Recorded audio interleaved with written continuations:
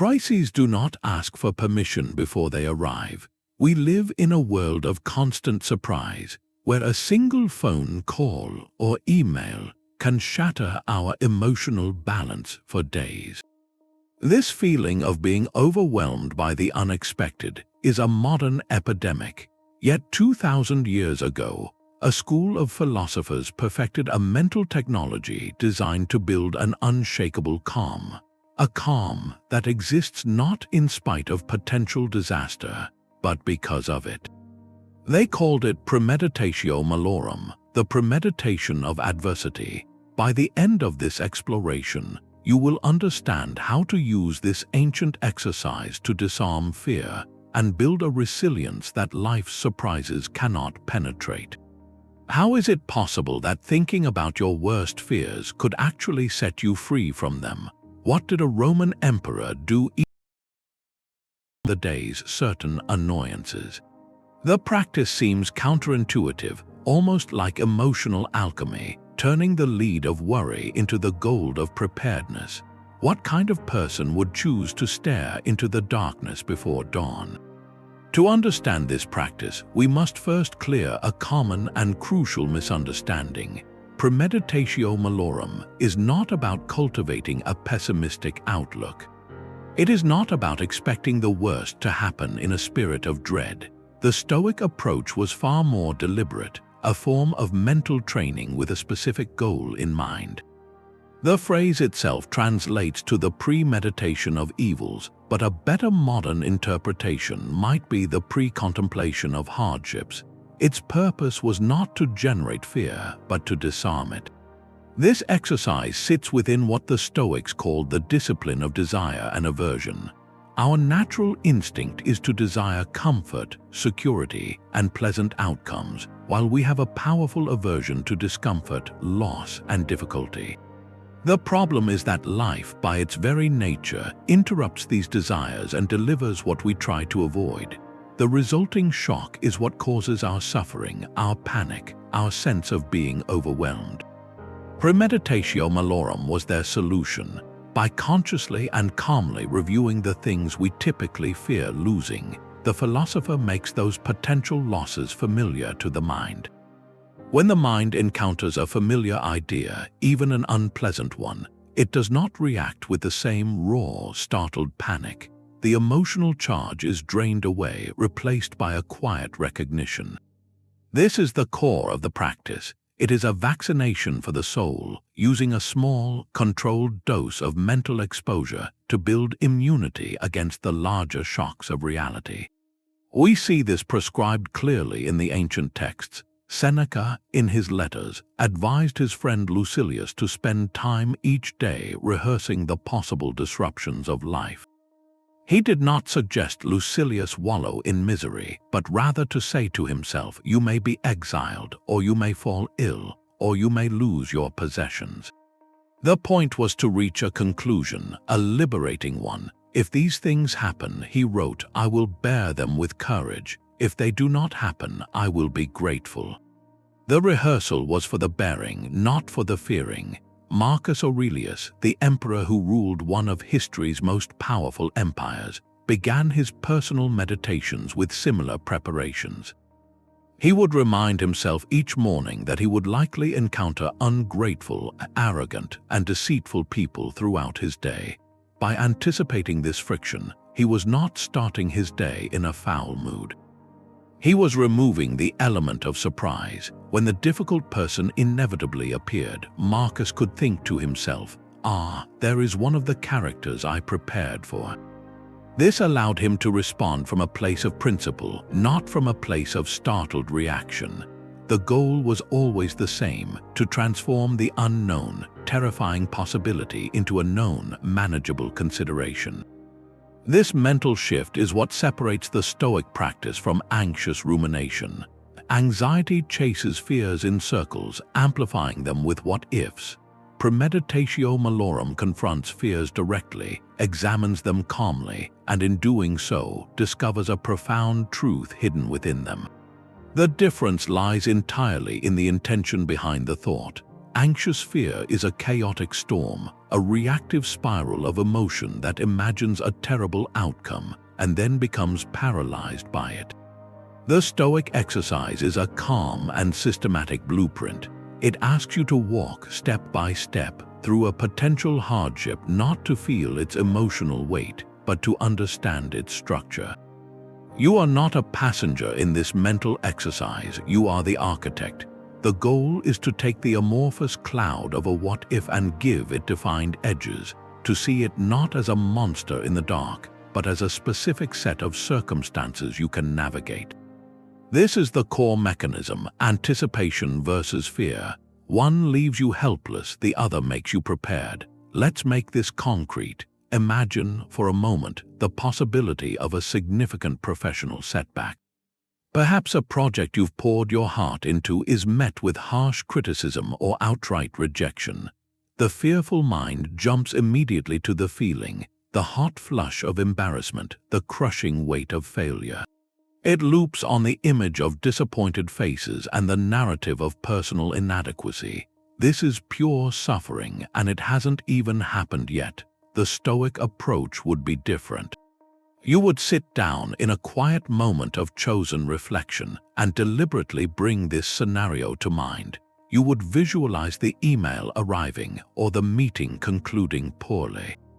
But then you would move past the initial sting. You would ask dispassionate, rational questions. What specifically would be lost? Is it the project itself, or is it the approval you hope to gain from others? What elements of this are within your control? You cannot control another person's opinion, but you can control your analysis of their feedback. You can control whether you choose to learn from the experience. You can control your next action. By walking through this sequence, you are not dwelling on the suffering. You are examining the event and, most importantly, planning your reasoned response. You are writing the script for your own calm reaction in advance. The unknown critic becomes a known variable in an equation you have already solved. The emotional charge dissipates because you have replaced panic with procedure. This is how you transform a terrifying possibility into a manageable scenario. You drain its power by understanding its anatomy. The fear of illness follows the same pattern. The anxious mind catastrophizes, picturing pain and helplessness. The practicing Stoic would anticipate the possibility with clarity, considering practicalities. If my health were challenged, what would my priorities become? Who could I rely on for support? What daily practices could I maintain to nurture my spirit, even if my body was limited? This isn't morbid, it's profoundly practical. It's the difference between being ambushed by life and having a map, however rough, for territory you hope never to visit. The map itself provides a strange comfort because the landscape is no longer a mystery. This mental blueprinting serves a deeper function within the Stoic framework, one that targets the very source of our emotional reactions. To see how, we must look at their model of the mind, particularly what they called the Discipline of Assent. The Stoics believed that between an external event and our emotional reaction, there exists a critical, often invisible, split second. In that moment, our mind is presented with an initial impression. Someone insults us and the impression is, I have been wronged. A project fails and the impression is, I am a failure. These impressions arrive automatically, like notifications on a screen. The discipline of assent is the practice of not immediately clicking accept on that notification. It is the conscious choice to pause and ask, is this impression true? Is it helpful? Is it within my control? Premeditatio Malorum is the training ground for this discipline. By repeatedly and calmly walking through potential hardships in your imagination, you are essentially building a mental library of pre-examined impressions. You have already seen the file labeled professional setback or personal loss. You have already opened it, studied its contents, and decided on your reasoned response. So when life suddenly hands you that very file in reality, the initial, distressing impression has lost its novelty and its power to shock. You do not have to formulate a response from scratch in a state of panic. You simply recall the work you have already done. You can look at the impression that screams, "This is a disaster," and calmly say, "I recognize you. I have considered you, and I do not assent to your catastrophic framing. What is actually happening is a challenge, and here is how I choose to meet it with courage." This transforms the moment of crisis from a state of emergency into a state of execution. You are no longer figuring out what to think. You are implementing what you have already decided to think. Consider a simple, modern analogy: fire drills. We do not conduct fire drills because we are pessimistic people who believe our building will certainly burn down. We do them so that if the alarm ever sounds, our response is automatic, calm, and effective. The noise and the confusion are not new. We have rehearsed for them. Our feet already know the path to the exit because we have walked it in practice. Premeditatio Malorum is a fire drill for the soul. It ensures that when the heat of a real crisis arrives, you are not frozen by fear, wondering what to do. You are already moving, guided by a plan you built in a time of peace. Your judgment remains clear because you have cleared the smoke of surprise in advance. This is the profound practicality of the exercise. It installs a software update for your mind's operating system, one that prioritizes principle over panic. The Roman philosopher Seneca captured this entire concept in one powerful image, that of a skilled sailor facing the open sea. Before his ship ever leaves the harbor, this sailor does something crucial. He does not stand on the dock hoping for perfect weather. He studies the sky, knowing the seasons and the signs. He checks every rope and every plank, understanding the vessel's strengths and its vulnerabilities. He charts a course, but he also knows the locations of safe coves should the winds turn against him. This sailor anticipates the storm long before the first dark cloud appears on the horizon. When the gale finally arrives, waves crashing against the hull and the wind howling, he is not terrified. He is not helpless. His heart may pound with the exertion, but it does not race with blind panic. Why? Because this scenario is not a shocking surprise. It is a familiar challenge he has rehearsed 1,000 times in his mind. He has already moved through the steps. He knows which sails to reef, how to steer into the swell, and what his crew must do. The storm is just as powerful, just as dangerous, but the sailor's relationship to it has been transformed by his preparation. He is in the storm, but the storm is not in him. This is the precise function of Premeditatio Malorum in our own lives. We are all sailors on an unpredictable ocean. The storms will come: financial uncertainty, personal loss, professional upheaval, health challenges. The Stoic practice is not a superstition to prevent these storms. That is an impossible wish. It is the methodical preparation of the sailor. It is the act of checking your own resources, your resilience, your support systems, your core values long before the clouds gather.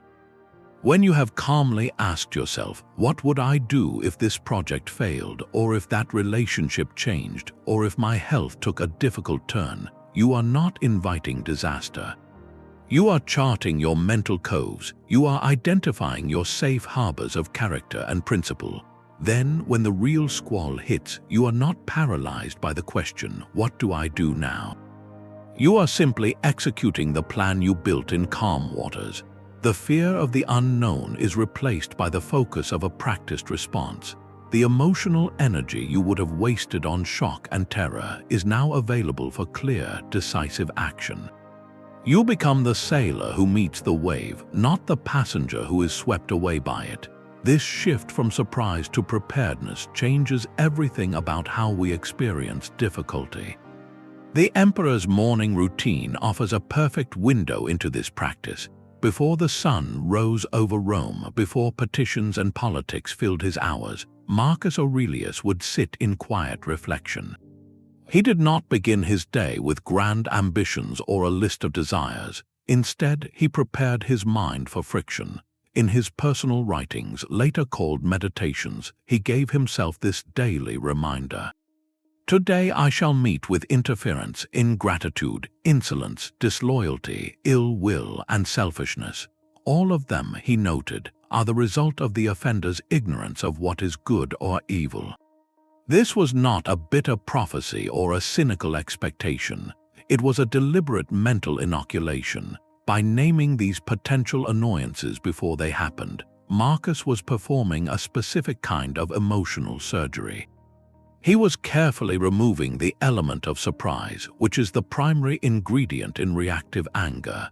Think of the last time someone was rude to you in traffic or dismissive in a meeting. The flash of irritation you felt was amplified by the suddenness of it. You were not prepared for that specific person in that specific moment to act that way. Your expectation of a smooth, courteous interaction was violated, and your emotional system reacted with a jolt. Marcus Aurelius aimed to eliminate that jolt at its source. His morning rehearsal was a way of adjusting his baseline expectations for human behavior. He was not saying everyone would be terrible. He was simply acknowledging with clear-eyed realism that some people would be because they are confused about what truly matters. This is the crucial pivot. When you anticipate that you might encounter ingratitude, you are not walking through your day looking for it, scowling at every person you meet. You are simply no longer shocked when it appears. The rude comment does not land as a personal attack you must angrily counter. It lands as a confirmation of your morning preparation. You might think, there is the insolence I was ready for. The emotional charge is neutralized because the event fits into a category you have already calmly defined.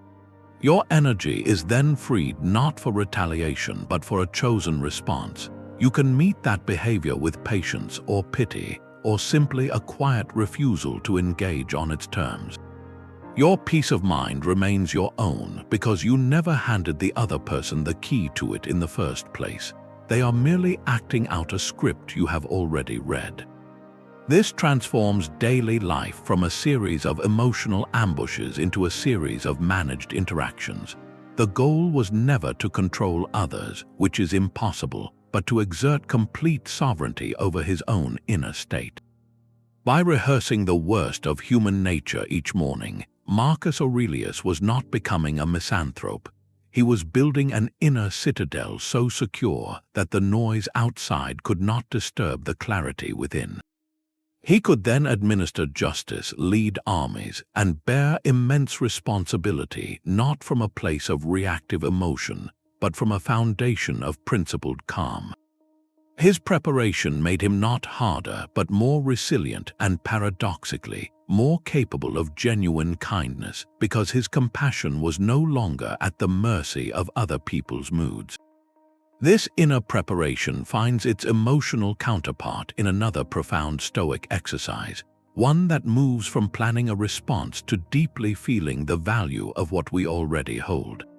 This is the practice of negative visualization, often remembered by its most famous Latin phrase, Memento Mori, a reminder of our finite nature, where Premeditatio Malorum asks us to calmly consider future hardships. Negative visualization invites us to vividly imagine the absence of the good things in our present life. It is a direct sensory engagement with loss, not to breed fear, but to forge a powerful and immediate gratitude. The Stoics understood a fundamental truth about human psychology. We rarely appreciate what we have until we are faced with its absence. We take our health for granted until it falters. We overlook the simple presence of loved ones until distance or time separates us. We become attached to our status, our comforts, our routines, and that very attachment becomes a source of future anxiety because we now have something precious to lose. Negative visualization is the deliberate antidote to this taking for granted. It is the mental act of temporarily subtracting a blessing from your life, not in theory but in feeling. Imagine for a single quiet moment that the person you care for most is no longer here. Do not just think the words, try to feel the silence of their absence in your home, the empty space at the table, the end of a familiar conversation. This is not a morbid exercise. It is a stark, clarifying lens that snaps the present moment into a blinding, beautiful focus. When you put the thought down and return to reality, to the sound of their voice or the sight of their text message, that ordinary moment is suddenly illuminated. It is no longer ordinary. It is a gift you have consciously received back. The philosopher Epictetus advised his students to kiss their loved ones good night with the thought that they might not return, not to live in sorrow, but to love without reserve in the present hour. This practice systematically weakens our unhealthy attachment to external things, the very attachments that make us vulnerable to fortune's whims. By regularly reminding yourself that your career, your possessions, your social standing are not permanently yours, you begin to hold them more lightly. You enjoy them while they are here, but you do not clutch them as the sole source of your identity or happiness. This lightening of attachment is what directly reduces the future fear of loss. If you have already, in your mind, rehearsed letting something go and discovered that your core self remains intact, the prospect of its actual loss loses its terrifying power. You have already visited that emotional territory and returned, realizing that your resilience, your character, your capacity for joy are not housed within that external thing. They are within you, so negative visualization and Premeditatio Malorum work in tandem, one softening the heart's fearful grip on the present, the other strengthening the mind's readiness for the future. Together, they build a complete resilience, an appreciation for the now that is unburdened by dread of tomorrow. This balanced approach allowed the Stoic to face life with a serene intensity, fully engaged in the world yet never enslaved by it. This separation of judgment from event is the ultimate aim of the entire exercise. The Stoics drew a radical line in the sand of human experience. They declared that the events of the world, in and of themselves, are neither good nor bad. They are simply facts, occurrences, what they called indifference. What gives them power, what makes them feel devastating or wonderful, is the judgment we stamp upon them the moment they happen. We look at a lost job and judge it a catastrophe. We look at a successful deal and judge it a triumph. Premeditatio Malorum trains us to pause that stamping mechanism, to insert a sliver of conscious space between the event and our verdict. By pre-visualizing a potential hardship, we are essentially conducting the judgment process in a laboratory of the mind, where we have the calm and the clarity to get it right. Let's take the visceral fear of public failure. Imagine standing before an audience to give a presentation, a performance, or a speech, and it goes terribly wrong. Your mind goes blank, the technology fails, the reaction is silence or worse, disapproval. In the raw moment, the judgment our mind wants to scream is clear: this is humiliating. This is a disaster, I am a failure. This judgment is immediate, emotional, and it feels like an undeniable truth about reality. But is it? The Stoic practitioner, having rehearsed this very scenario, would have already dissected it. They would have pre-decided that the event itself, the stumbling words or the awkward silence, is an indifferent. It is a thing that happened. It is not good and it is not bad. It is neutral material. The only thing that can be good or bad is what happens next inside the person experiencing it. The good lies exclusively in their response. Does they respond with self-pity and shame, allowing the judgment of disaster to take root? Or do they respond with courage, with humility, perhaps even with a bit of humor, acknowledging the stumble and continuing with integrity? That choice, that internal response, is the only arena where true goodness or badness can reside. By premeditating the event, you have already identified the exit ramp from catastrophic thinking.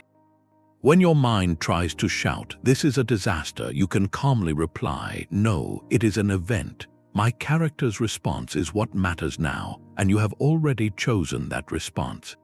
You have already decided that your worth is not contingent on a flawless performance, but on your ability to meet an imperfect moment with grace.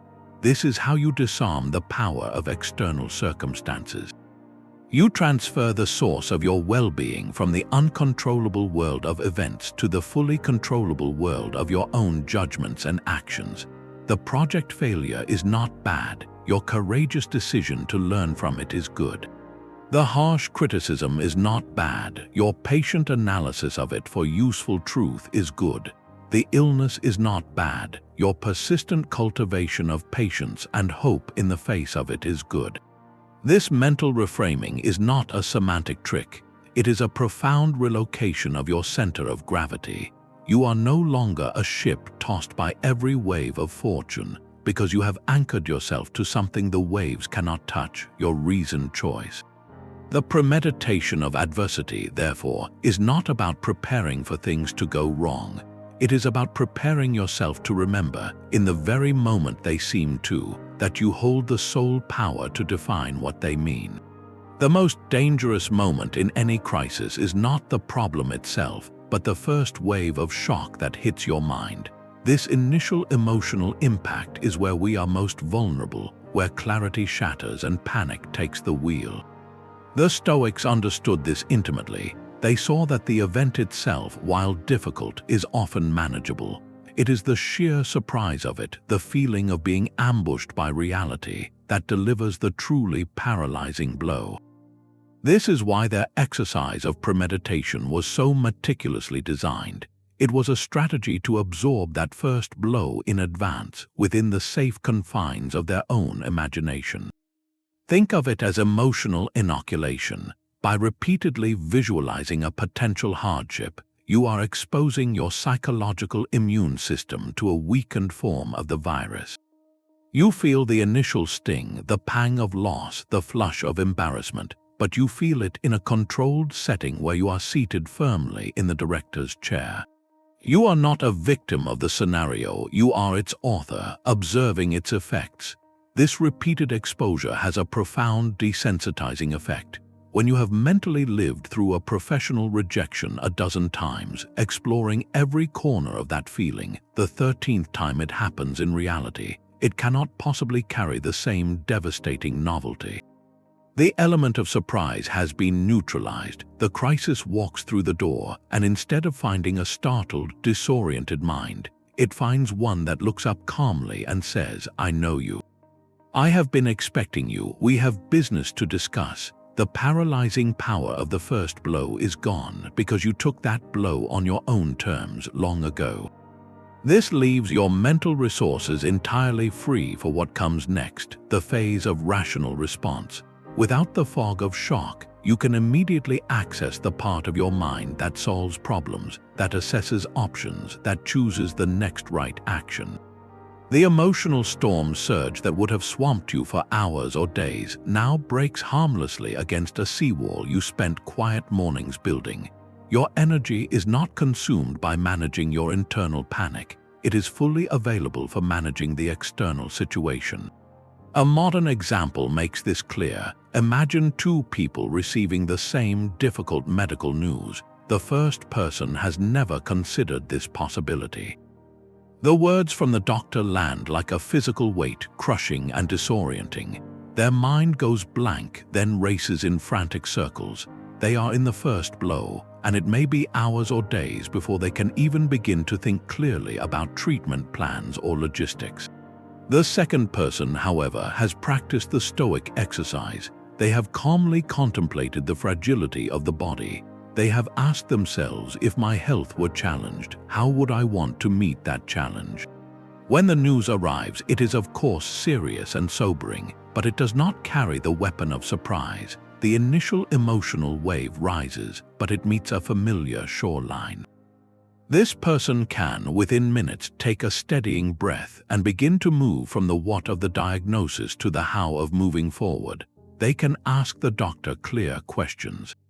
They can think about informing loved ones with grace. They have already, in their mind, crossed the bridge from victimhood to agency. The crisis is the same, but the capacity to engage with it from the very first moment is utterly transformed.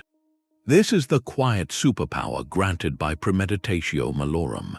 It does not make the hardship pleasant, but it removes its single greatest amplifier, the terror of the unknown. By making the unknown known, you reclaim your presence of mind from the very first second, turning a moment of potential paralysis into a moment of poised and purposeful beginning. The power of this mental exercise lies entirely in the details. A vague, shadowy fear is far more terrifying than a specific, well-lit challenge. Our minds are wired to fill ambiguity with our worst imaginings, creating monsters out of mist. This is why anxious worrying, which often swirls around formless dread, is so paralyzing.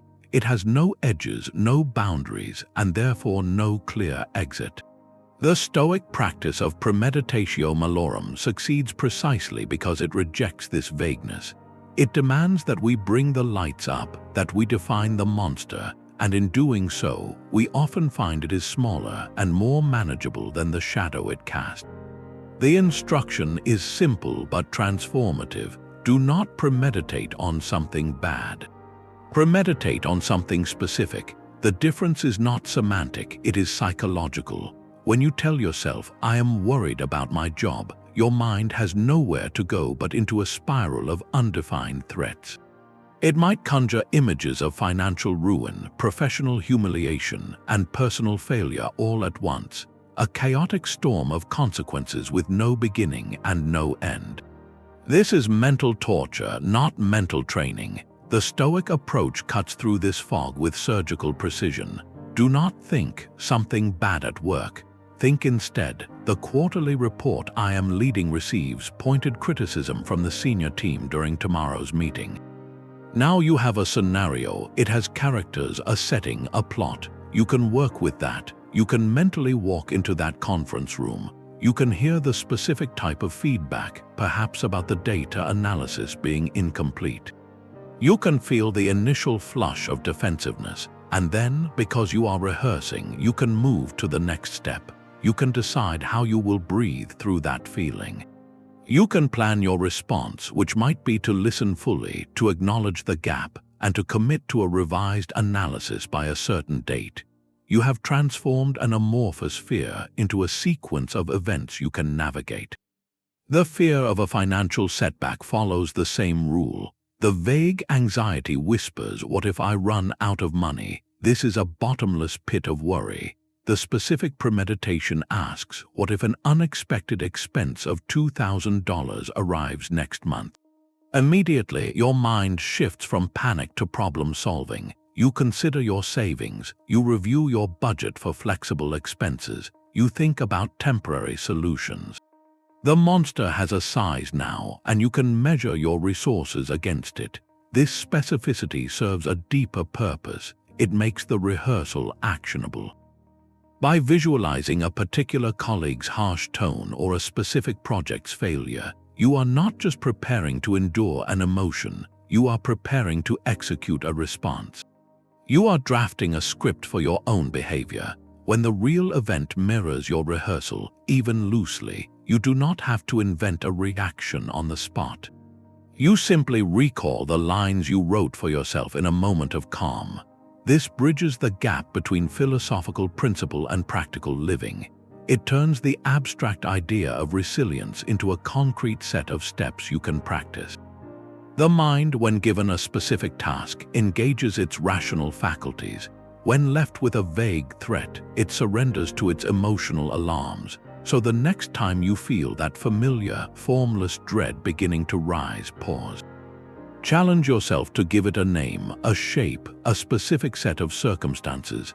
Ask, "What exactly am I picturing?" Then, walk through that picture with the calm eye of a director blocking a scene. Where are you? What is being said? What is the very first thing you choose to do? This act of specification is where worry loses its power and preparedness takes its place. It is the moment you stop being haunted by a ghost and start preparing for a guest, however unwelcome, whose dimensions you now understand. But this mental preparation has a crucial second half, a part often missed in modern interpretations. Visualizing the adversity itself is only the setup. The true power, the transformative core of the practice, lies in what you visualize next. You must see yourself responding. The Stoic exercise is fundamentally incomplete if you only stare at the potential hardship. Its entire purpose is to rehearse, in vivid detail, your own virtuous action in the face of it. This is not passive worrying, it is active character training. After you have calmly pictured the challenging scenario, the project failure, the difficult conversation, the personal loss, you must then direct the mental camera onto yourself. You must watch in your mind's eye as you choose to act with the 4 cardinal Stoic virtues: wisdom, courage, justice, and temperance. What does that look like in the scenario you've built? Wisdom means stepping back from the initial emotional shock to ask, what is actually happening here, and what is the most rational, principled path forward? Courage is the decision to move forward on that path despite the fear, to speak the necessary truth, or to endure the necessary difficulty without complaint.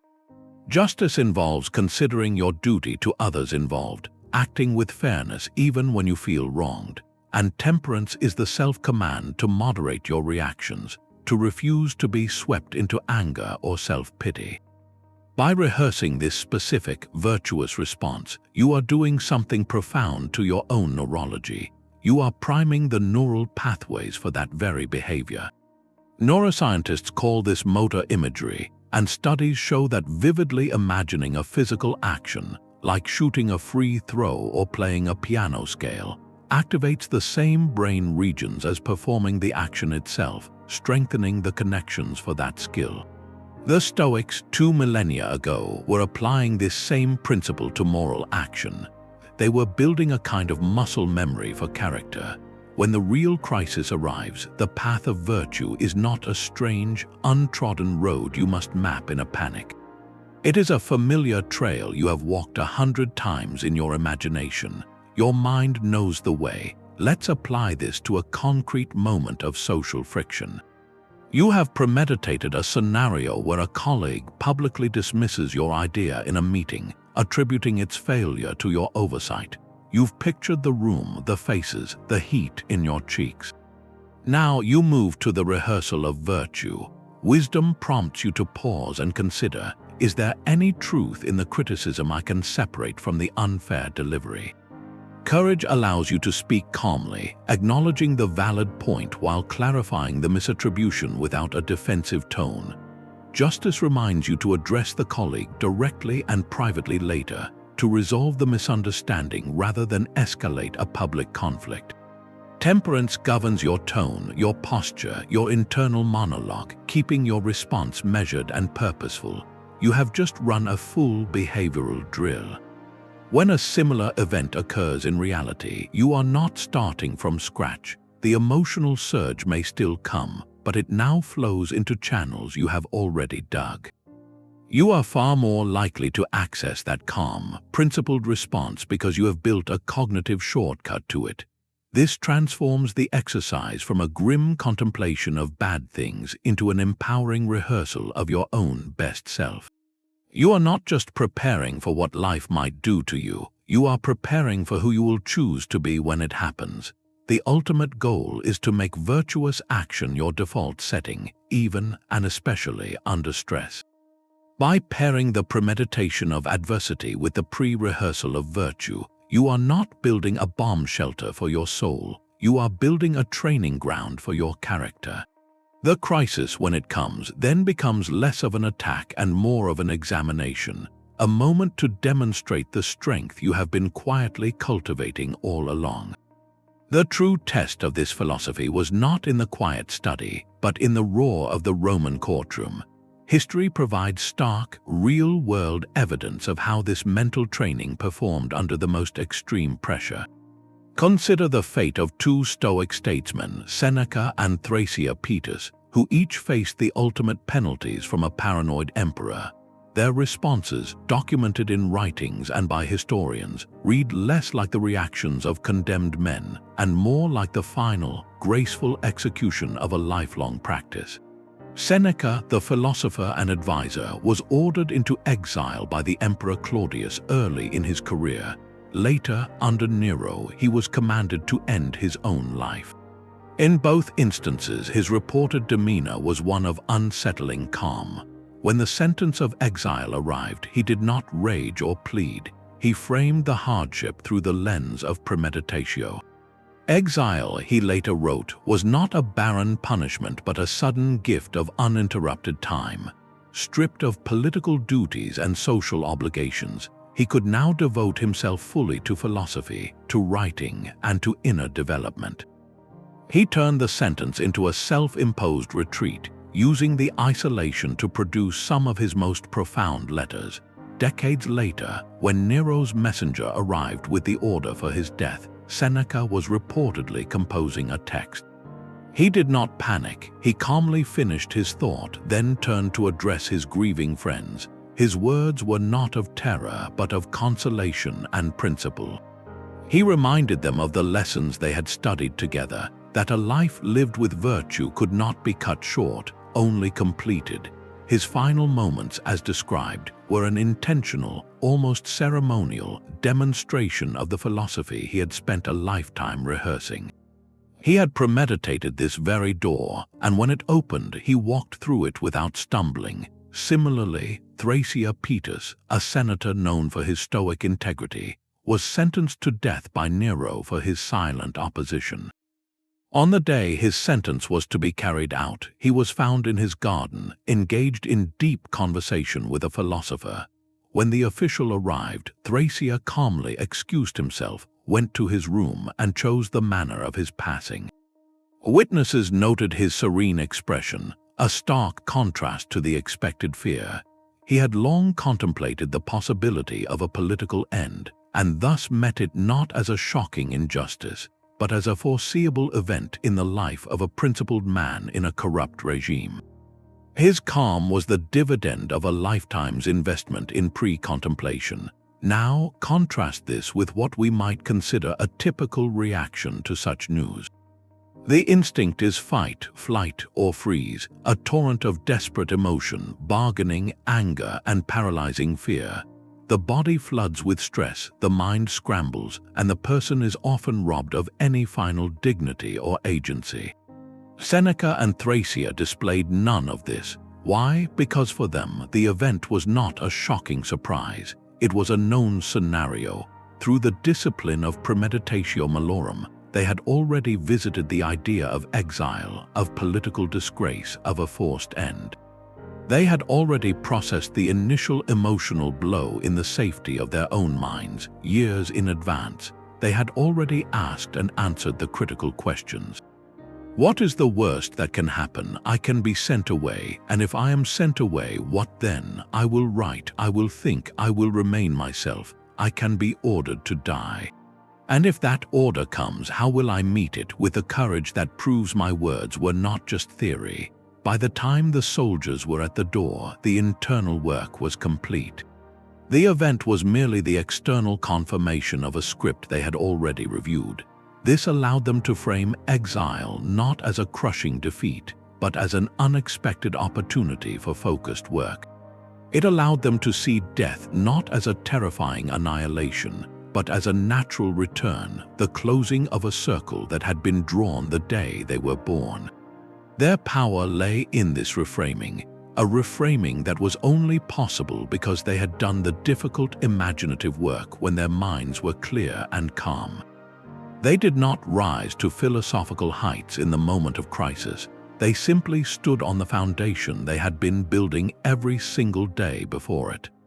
This ancient practice finds a striking echo in the laboratories of modern psychology. Researchers have identified a powerful therapeutic technique known as stress inoculation training. The principle is remarkably direct. Just as a vaccine introduces a weakened form of a virus to train the immune system, this method intentionally exposes a person to manageable levels of psychological stress within a safe, controlled environment. The goal is not to overwhelm but to build tolerance. A therapist might guide someone with a fear of public speaking through a gradual series of steps. They might first simply visualize standing before a small, friendly audience. Then they might practice their speech alone in an empty room. Later, they could present to a single supportive friend, then to a small group. Each step is a controlled dose of the very anxiety they fear, administered in a setting where they feel secure enough to practice new coping skills. With each exposure, the mind learns that the feared scenario is not an existential threat, but a challenge it can navigate. The panic begins to lose its grip because the unknown has become known. The unmanageable has been broken down into manageable pieces. The individual builds a cognitive and emotional toolkit, rehearsing exactly what to do when their heart races or their mind goes blank. By the time they face a real audience, they have already stood before a dozen imagined ones, and their response is no longer a raw reaction, but a practiced performance of calm. This is not merely coping, it is proactive conditioning. The Stoic exercise of Premeditatio Malorum is, in essence, a self-directed, philosophical version of this very same process. Where a therapist provides the structure, the Stoic philosopher becomes their own guide. The quiet morning meditation becomes the safe environment. The deliberate contemplation of a future hardship is the controlled exposure. Walking mentally through the potential loss of a job, or the criticism of a peer, or the onset of an illness, is the weakened strain of the psychological virus. And the subsequent rehearsal of a virtuous response, of meeting that hardship with courage and wisdom, is the building of the internal toolkit. Both methods understand a fundamental truth about the human mind. Fear flourishes in the darkness of the unknown and withers under the light of examined preparation. The modern technique validates the ancient intuition that we can, through deliberate mental effort, rewire our automatic responses to life's inevitable difficulties. We are not passive recipients of stress. We can become active architects of our own resilience. This transforms the Stoic practice from a historical curiosity into a timeless piece of cognitive technology, one that aligns with how we now understand the brain to learn and adapt. The philosopher's inner dialogue becomes a therapeutic protocol aimed at one overriding outcome: to face the storms of life not with a startled flinch, but with the steady gaze of someone who has already checked the forecast and prepared their ship. This deliberate confrontation of difficulty stands in stark opposition to our prevailing cultural winds. Modern life often encourages us to do the exact opposite of the Stoic practice. We are told to avoid negative thoughts at all costs, to banish them with affirmations, to constantly curate a feed of relentless positivity. The underlying message is clear: discomfort is a bug in the system, a sign something is wrong that must be immediately fixed or ignored. This mindset, while well-intentioned, can build a subtle kind of psychological fragility. It teaches us that to be well is to be perpetually undisturbed, setting an impossible standard that reality is guaranteed to shatter. When we spend our energy mentally fleeing from any hint of adversity, we never develop the muscles required to face it. We become like someone who has only ever walked on perfectly smooth pavement, whose ankles are too weak for the inevitable rocky trail. The first stumble then feels not like a manageable part of the journey, but like a catastrophic failure of the entire path. This is where the Stoic path diverges radically. It does not see the contemplation of hardship as a failure of positivity. It sees it as the foundation of a durable, unshakable strength. The ancient exercise is not about expecting the worst, it is about refusing to be surprised by life's inherent complexity. It is a form of emotional honesty that builds resilience from the ground up by using the very materials: potential loss, difficulty, friction, that our modern instincts tell us to discard. Consider the common advice to just think positive. On the surface, it seems empowering, but when this becomes a rigid rule, a forced denial of legitimate concern, it creates a dangerous split in the mind. You are allowed to only host one type of thought, the cheerful one, while any shadow of doubt must be quickly ushered out the back door. The problem is, those doubts don't disappear. They go underground, gathering strength in the dark, often emerging later as free-floating anxiety or a sense of impending doom you cannot name. You have not solved the worry, you have merely lost the map to it.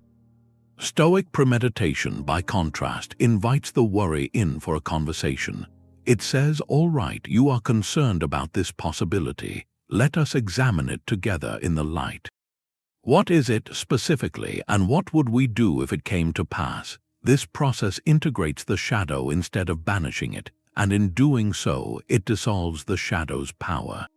The modern avoidance strategy leaves you a hostage to fortune, hoping desperately that nothing bad happens because you have no plan if it does. The Stoic preparation strategy makes you a partner with reality, acknowledging its full range so you are never caught without a compass. One approach builds a house on the assumption it will never rain. The other builds a house with a strong roof precisely because it knows the storms will come. The true strength does not come from denying the storm exists, but from the quiet confidence of knowing you are prepared. The gap between ancient philosophy and your own morning routine is smaller than you think. These principles become tangible through a simple, two-part daily ritual used by the Stoics themselves.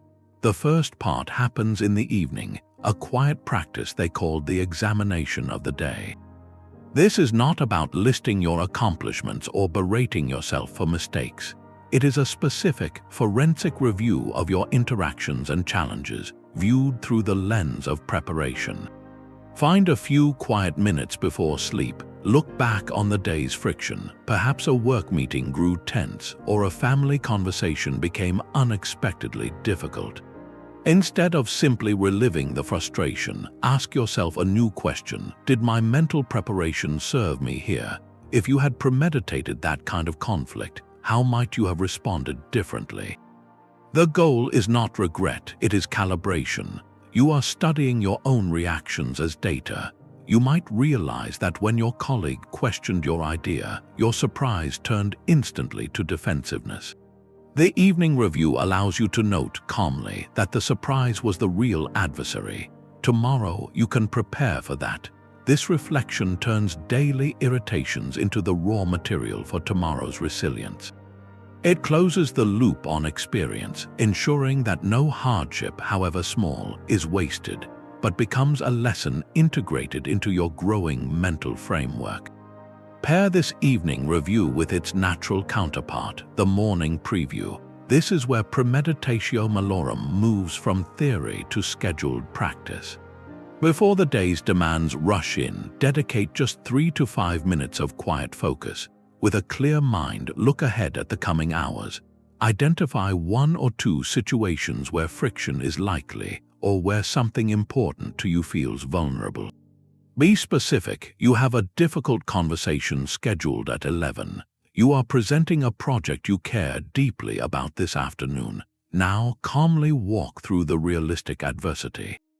Visualize the other person becoming dismissive. See the presentation facing technical difficulties or tough questions. Feel the initial emotional jolt, and then, crucially, direct the scene.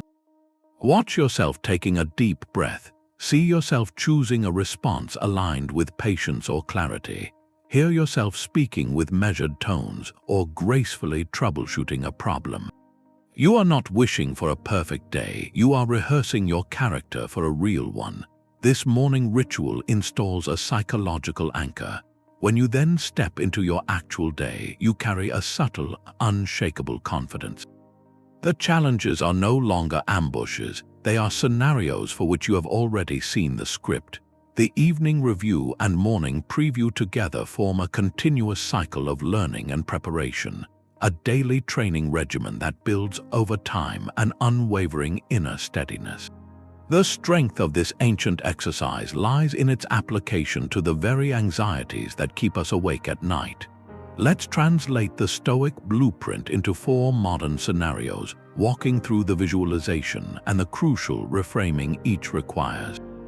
First, the fear of a serious health challenge. The initial, terrifying impression is one of total loss of control. The Stoic rehearsal begins by calmly picturing the moment of receiving difficult news from a doctor. You feel the room tilt, the words sounding distant. This is the first wave. Now you guide the visualization forward. What is outside your control? The diagnosis itself, the biological facts, the opinions of specialists. These are the events, the indifference. Your power lies entirely in the next room, the room of your response. You visualize yourself taking a steadying breath. You see yourself asking clear, practical questions about treatment options and lifestyle adjustments. You picture yourself reaching out to your support network, not with panic, but with a request for partnership. You focus on the control you still possess, your attitude, your discipline in following care plans, your choice to find meaning and patience even in difficulty. The rehearsal ends not with the diagnosis, but with you living through it with dignity, focusing on the quality of your moments rather than the fear of their quantity. Second, the shock of sudden job loss. The mental image is often one of freefall, of identity and security vanishing in an instant. Begin the premeditation there, in the manager's office or reading the email. Feel the hollow punch in your stomach, then immediately pivot to the separation of control. You cannot control the company's decision, the market's shift, or the timing. Those are external events. Your dominion begins with your very next thought. Visualize yourself after the initial shock, sitting down at your kitchen table. You see yourself updating your resume not as a desperate act, but as a strategic one. You picture yourself methodically reviewing your finances, creating a lean budget, and reaching out to your professional network with clarity about your skills. You reframe the event from a personal failure into a market occurrence, and you reframe your role from victim to active navigator. The job is gone, but your capability, your resilience, and your ability to plan are utterly intact and now under your direct command. Third, the dread of public failure. The nightmare scenario plays out in front of a silent or disapproving audience. In your mental rehearsal, stand on that stage. Feel the microphone feedback, see the confused faces, experience the mind going blank. This is the adversity. Now enact the Stoic shift. You cannot control the audience's reaction, the malfunctioning slide, or the sudden lapse in memory. Those are the circumstances. What you control is monumental, your composure. Visualize yourself pausing. You see yourself smiling slightly, acknowledging the hiccup with a humble phrase. You picture gracefully moving to your notes or skillfully engaging the audience with a question to regain your footing. You focus not on proving your perfection, but on demonstrating your poise. The measure of the event becomes not the stumble, but the grace of your recovery, a quality that often earns more respect than a flawless performance ever could. Finally, the anxiety of a major financial loss. The imagination spirals into images of lack and ruin. To premeditate, define it: a significant investment failing or an unexpected debt appearing. Feel the weight of that number, then immediately draw the line. The market's movement, the fraud of another, the unexpected repair, these are not in your hands. Your hands are now free to build. Visualize yourself calmly assessing the new landscape. You see yourself separating needs from wants, creating a step-by-step plan for recovery. You picture yourself discovering resourcefulness you never knew you had, finding simpler sources of joy, and rebuilding not just your accounts, but your understanding of what truly provides security. The loss is an event, but the rebuilding is a process you author, one that often forges a far wiser relationship with money itself. In each case, the mechanism is identical. You visit the feared territory not to live in it, but to map the border between the storm outside and the shelter you can always build within. These mental rehearsals gain their true power when they move from fleeting thoughts to permanent words on a page. The ancient Stoics were avid journalers, and for good reason. The simple act of writing transforms a vague mental exercise into a concrete, personal philosophy. To solidify the practice of Premeditatio Malorum, Dedicate a notebook not to recording your day's events, but to scripting your future resilience. This is where the preparation becomes tangible. Begin by writing out a specific scenario you wish to disarm. Do not just think about a potential conflict at work, describe it. Set the scene, name the people involved, write the dialogue you fear hearing. Detail the initial emotional impact, the heat in your face, the tightness in your chest. Then, and this is the crucial step, write your response. Describe in your own words how you will choose to act. Will you pause for 3 breaths? Will you rephrase the criticism as a question to better understand it? Will you state your boundary calmly and clearly? By writing this script, you are not merely hoping to act with virtue. You are defining what that virtue looks like in this exact situation. You are giving your future self a detailed map, not just a vague destination. The physical act of writing engages your brain on a deeper level than passive thinking ever could. It forces clarity, demanding that you find the precise words for your fears and your chosen principles. This cognitive processing makes the mental rehearsal far more vivid and detailed, etching the pathways for your intended response directly into your neural architecture. The journal becomes a training manual for your character, a place where you repeatedly practice the Stoic shift from reacting to choosing.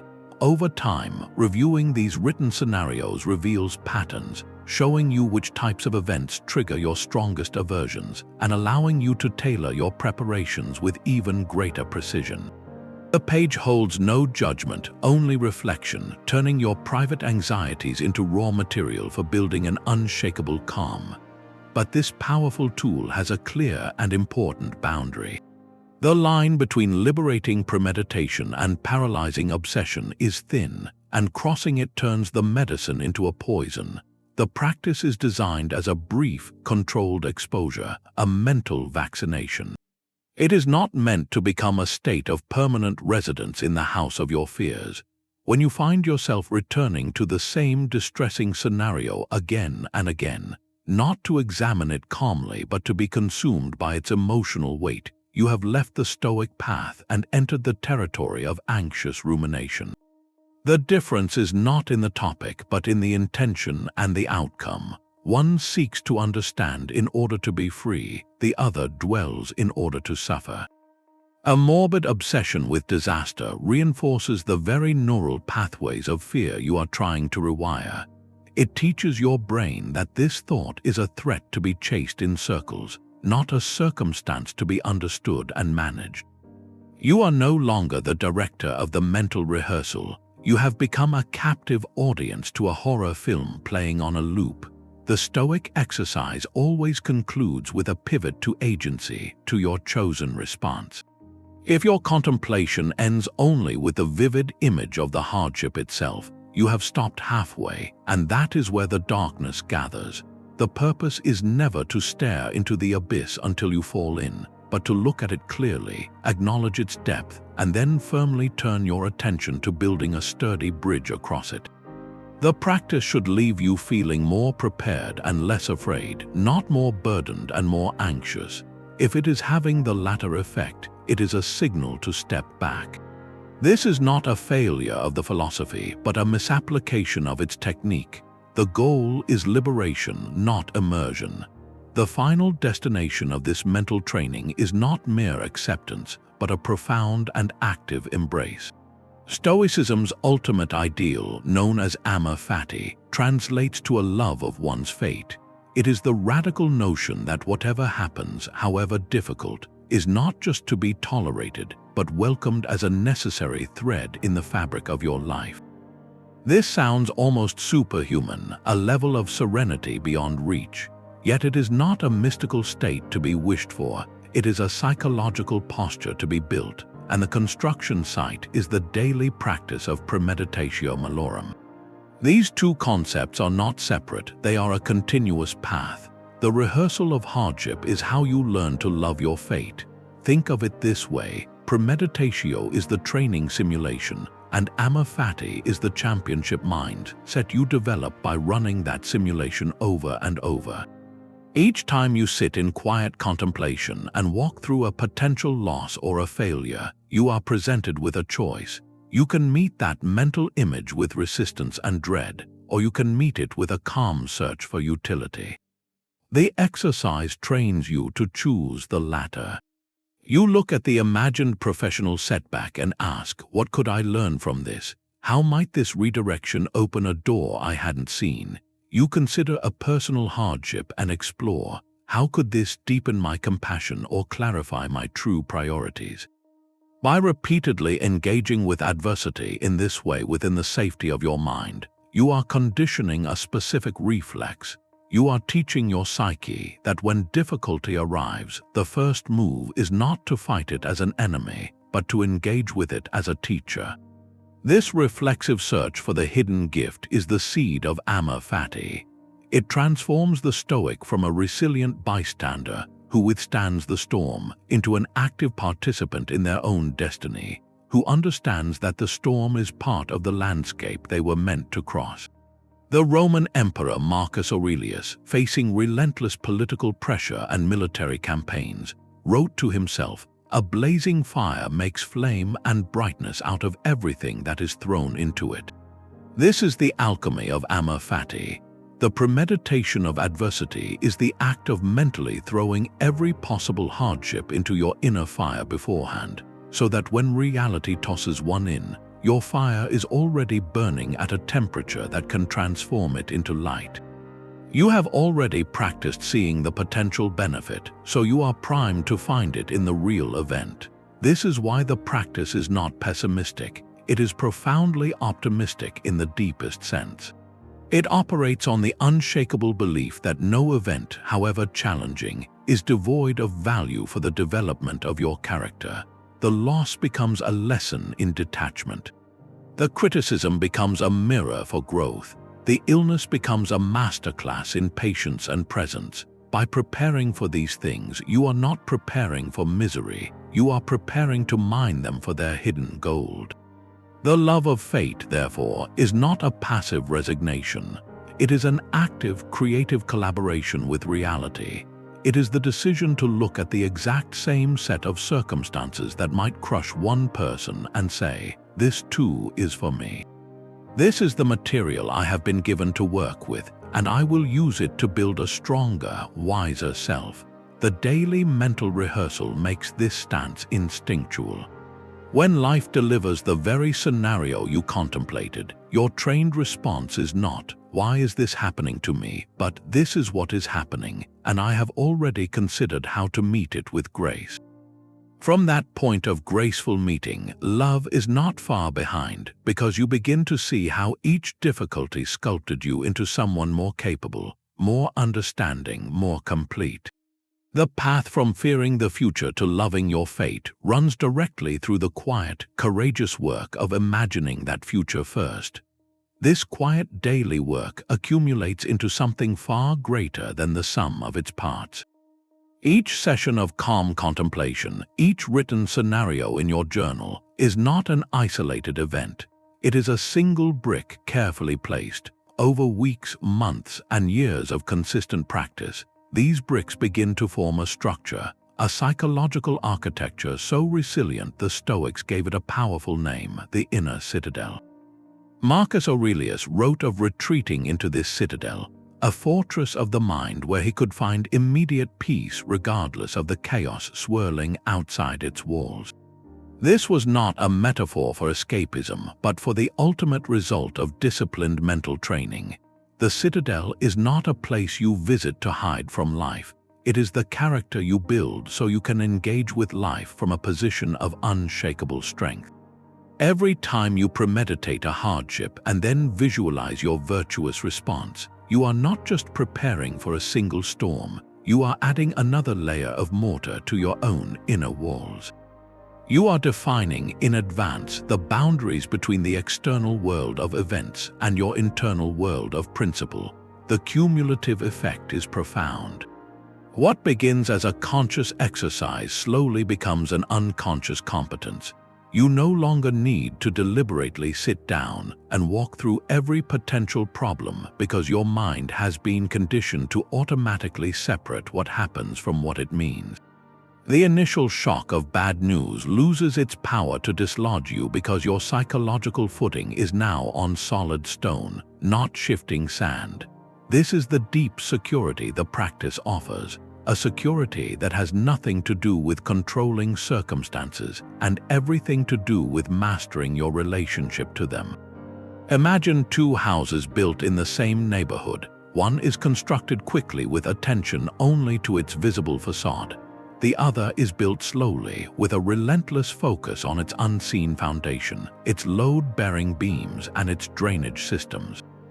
When the seasonal rains come, the first house may look fine, but its basement floods with every storm. Its walls develop cracks from hidden stress.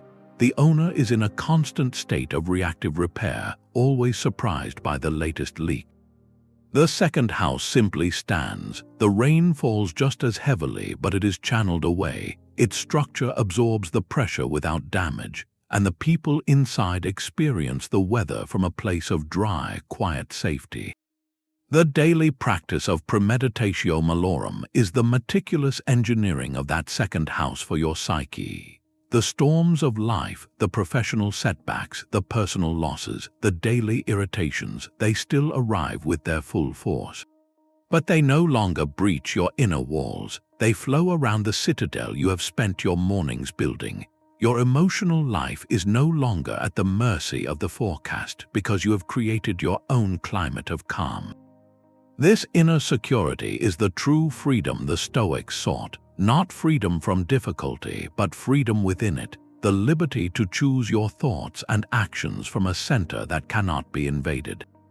The inner citadel is a state of mindful presence, but one built with a very specific kind of labor. This brings us to a vital distinction, the relationship between Stoic premeditation and the modern practice of mindfulness. At first glance, they seem to point in opposite directions. Mindfulness teaches us to anchor ourselves firmly in the present moment, observing our thoughts and sensations without judgment or attachment.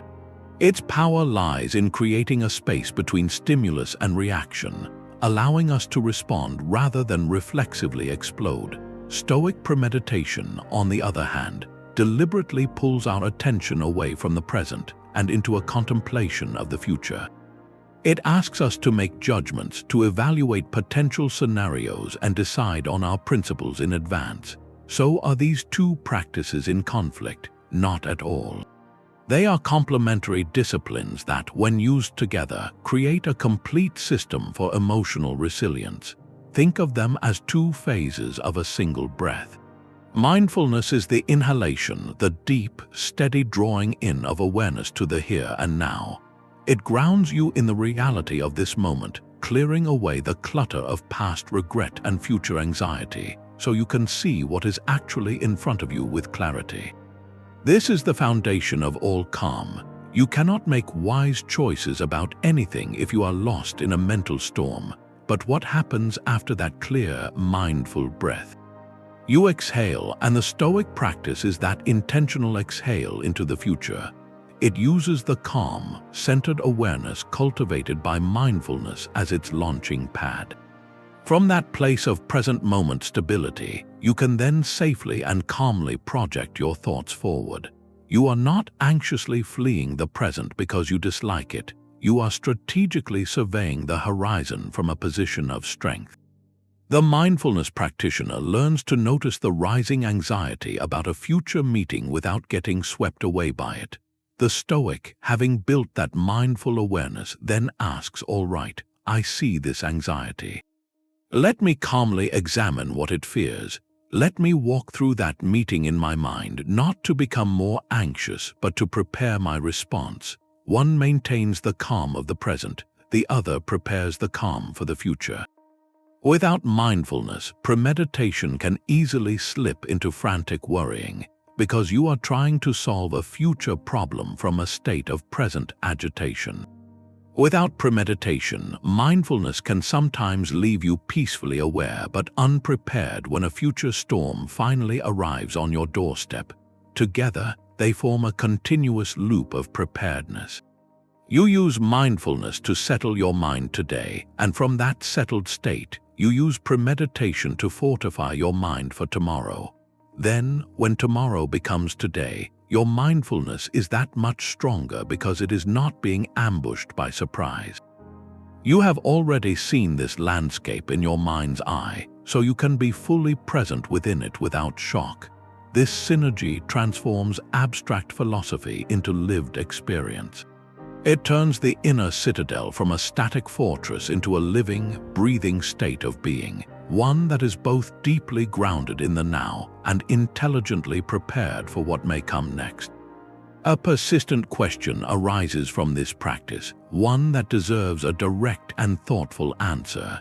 Doesn't this deliberate focus on potential hardship make you a pessimist?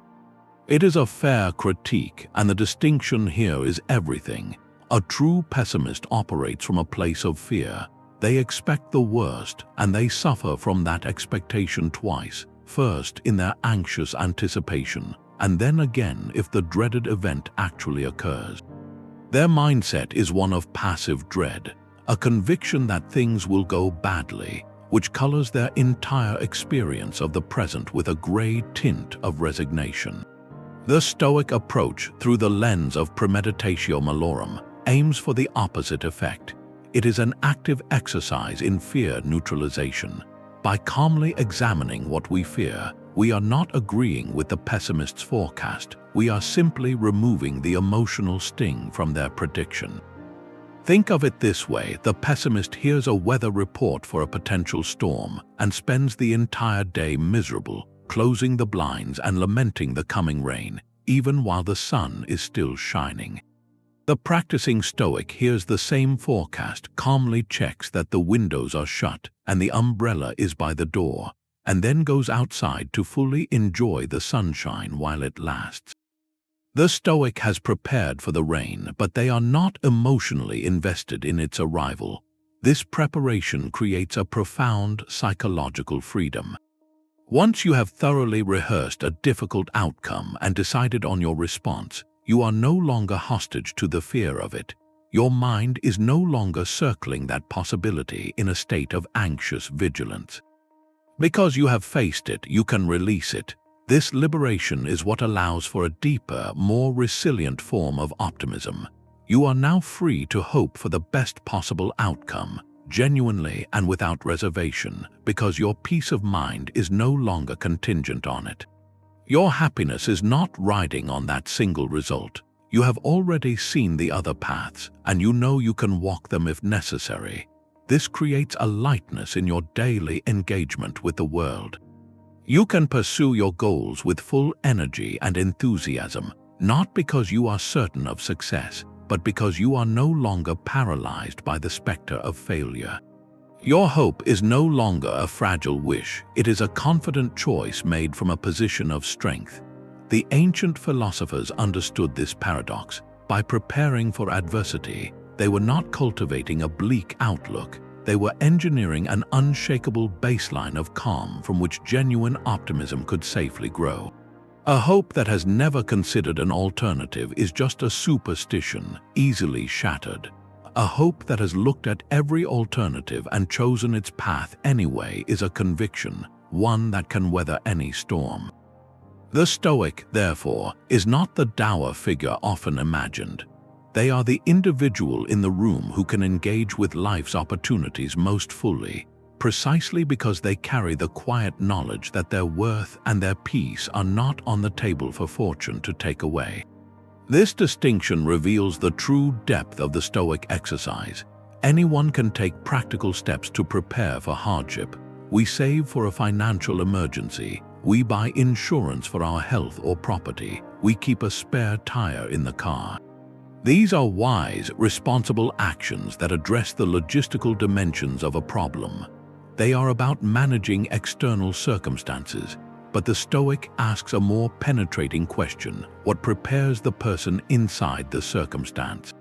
Practical preparation gives you a toolkit for the world.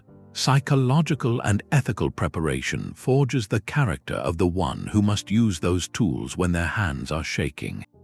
The difference is between having a life raft and having the calm, focused mind to inflate it and climb aboard when the ship is actually sinking around you. One addresses the event, the other prepares the soul for the experience of the event. The person who is only practically prepared has a plan on paper. The Stoic aims to become the kind of person for whom that plan, or its graceful abandonment, flows naturally from their core principles, even under immense pressure. It is the addition of an inner architecture to the outer blueprint.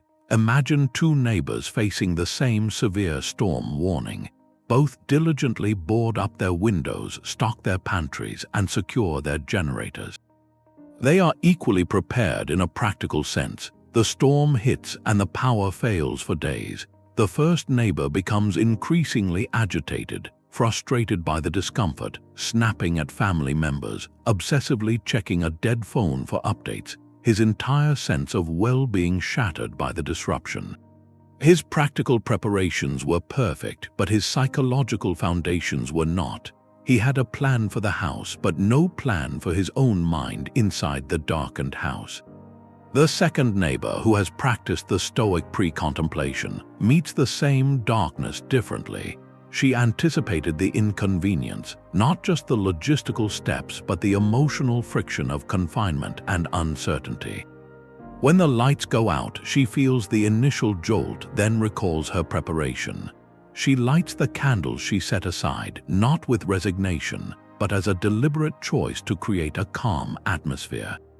She engages her family in conversation or games, reframing the isolation as unexpected connection. Her practical preparations are identical, but her psychological preparation allows her to execute them and to endure their potential failure if, say, the generator breaks, with a spirit of resilience and even gratitude for the simplicity. She is not just surviving the storm, she is navigating her own humanity through it with intention. This is the added layer. The Stoic work ensures that when the crisis arrives, you do not become a different person, a worse version of yourself ruled by panic or spite. You become unmistakably yourself at your most grounded. Your savings account is a resource, but your courage is the hand that writes the check. Your insurance policy is a contract, but your temperance is the voice that speaks calmly to the adjuster. Your emergency contacts are listed in your phone, but your justice is the consideration you show to others who are also afraid. The preparation of character is what allows all the practical plans to matter, because it ensures they are deployed by a mind that is clear, a heart that is steady, and a will aligned with virtue. Without this inner work, the best-laid plans can be rendered useless by a single moment of overwhelmed indecision or selfish panic. The Stoic aims to make virtuous action the default setting, so that when everything else is in chaos, the one thing that remains operational and reliable is their own ethical compass. History remembers Cotto the Younger not for a life of comfort, but for a death of profound composure. In the final, chaotic days of the Roman Republic, as civil war erupted between Julius Caesar and Pompey, Cotto found himself on the losing side. When the news arrived that Caesar's forces had secured a decisive victory, Cotto understood his fate. As a staunch defender of the Republic and a vocal critic of Caesar's rise, he would either be captured, paraded as a trophy, or forced to beg for a pardon he believed would betray his principles. For most, this moment would be one of sheer terror, a frantic scramble for any possible escape. For Cotto, it was the final scene in a play he had rehearsed his entire adult life. He had long practiced the premeditation of political defeat and personal death, not as a morbid fixation, but as a philosophical necessity. That night, after a calm evening spent in discussion with friends and reading Plato's dialogue on the immortality of the soul, he retired to his room. When his sword was found and removed by concerned loved ones, he did not rage or panic. He simply asked for it back, insisting with quiet authority that he had valid reasons for needing it. Once it was returned, he took his own life, an act described by historians not as one of despair, but of deliberate, unshakable choice. the reports that survived emphasize his eerie calm, his meticulous attention to detail even in those final moments, ensuring his affairs were in order. This was not a sudden breakdown. It was the ultimate expression of a mindset built through decades of Stoic training. Cotto had so thoroughly premeditated the possibility of political extinction that when it arrived, it held no power to surprise or destabilize him. He met it not as a victim, but as an author concluding his own narrative on his own terms. His agency in that final hour was absolute, precisely because he had surrendered nothing to the fear of it beforehand. The story illustrates the ideal outcome of the practice, where the rehearsal of adversity grants a person not a wish for death, but a breathtaking sovereignty over how they meet life's most severe tests. His calm was the dividend of 1,000 quiet investments in mental preparation. The power of this practice lies not in its duration, but in its precision. For the demands of a modern schedule, we can distill the Stoic exercise into a single, potent breath, a micro-meditation. This is not about carving out an hour of silent contemplation, but about reclaiming the 30 seconds before a difficult moment. Picture yourself outside the conference room door or just before a challenging phone call. Instead of scrolling nervously through your phone, you simply close your eyes. You take one slow, deep breath. In that brief space, you bring to mind the specific friction you anticipate, perhaps a dismissive comment or a tense exchange. You allow yourself to feel the initial sting of that possibility, not to dwell on it, but to acknowledge its presence. Then, and this is the crucial pivot, you mentally affirm your commitment. You whisper to yourself silently, "I will meet this with patience," or "I will respond with clarity, not reaction." This 30-second ritual is a psychological circuit breaker. It discharges the built-up static of anticipatory anxiety, that jittery energy that clouds judgment and primes you for conflict. By naming the fear and pre-choosing your virtue, you step into the room not as a reactive bundle of nerves, but as a composed individual executing a prepared intention. The micro-meditation transforms a passive waiting period into an active preparation zone. It turns the hallway outside the office into a training ground, the quiet moment before a difficult conversation into a rehearsal studio. This practice works because it targets the exact moment when anxiety peaks, right before the trigger is pulled. Instead of letting that energy hijack your nervous system, you consciously redirect it toward your chosen anchor of character. The entire exchange might still be challenging, but you enter it having already navigated the first and most treacherous wave, the wave of your own startled fear. Your calm is no longer something you hope to find during the conversation. It is something you brought with you, consciously packed in those 30 seconds of focused breath. This minimalist approach makes the Stoic tool perpetually accessible, turning life's inevitable friction points into opportunities to fortify your inner citadel, one deliberate half-minute at a time.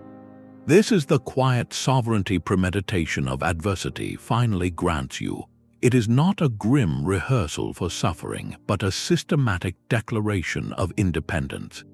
The ultimate goal of this ancient exercise is not to become numb or indifferent, but to achieve a radical form of freedom, a liberation from the tyranny of external events.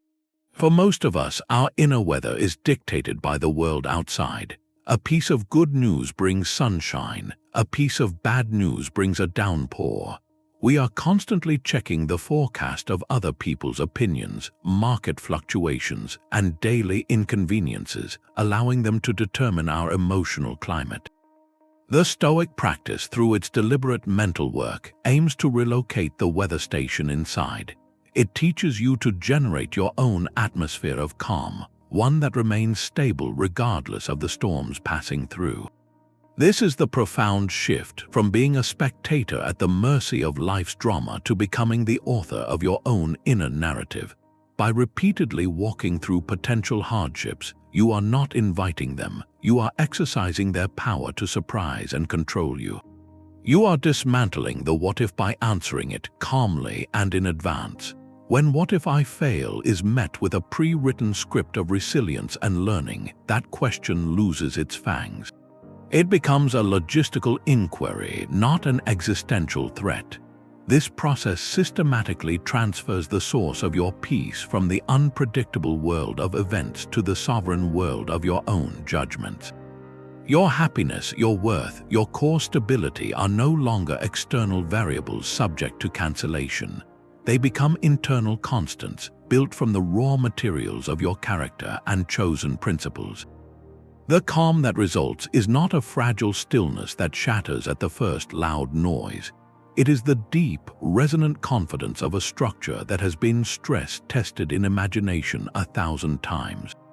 It is the quiet knowledge that you have already sat with the specter of loss and discovered that you, your essential self, remain intact on the other side.